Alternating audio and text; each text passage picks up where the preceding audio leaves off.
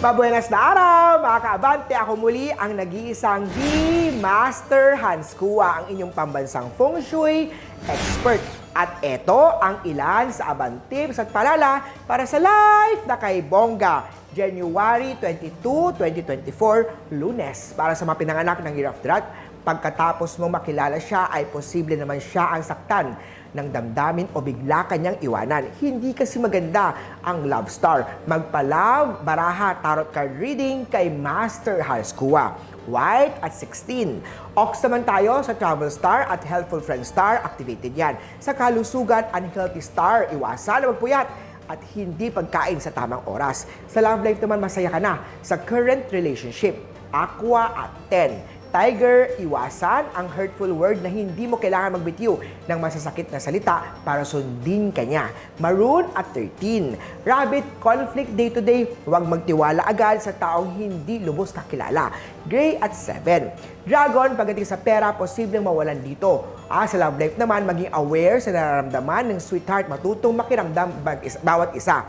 Brown at 9. Snake naman tayo, soulmate star activated. Siya may letter G, B, Y, at S sa kanyang pangalan. Blue at 2. Ito naman, si of the Horsey. Iwasan na muna ngayong araw na mag-imbita ng mga gagawa sa bahay. Huwag muna magpa-renovate, ipa-feng shui ang bahay-tindahan bago mag-renovate kay Master Hans Kua. Red at 11. Goat naman tayo sa love life. Hindi maganda ito dahil may third-party star. Magpa-love astrology reading kay Master Hans Kua. Maswerteng kulay, purple at 19. Monkey naman tayo, pagdating sa fertility star, activated to, may bagong miyembro ng pamilya. Sa love life naman, bigyan ng regalo si sweetheart para siya ay maging masaya at iwas stress. Pink at 1. Rooster, ikaw ang pinakamaswerte ngayong araw. Maging handa at maging happy sa buhay.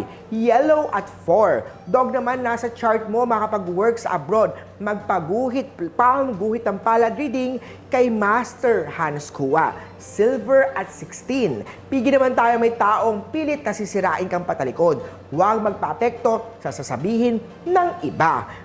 Orange at 5 kay Year of the Pig. Muli po, ito po yung magabay patnubay lamang ni Master Hans. Kayo pong gumagawa ng swerte sa buhay dahil nasa inyong parang nakasalalay ang inyong tagumpay.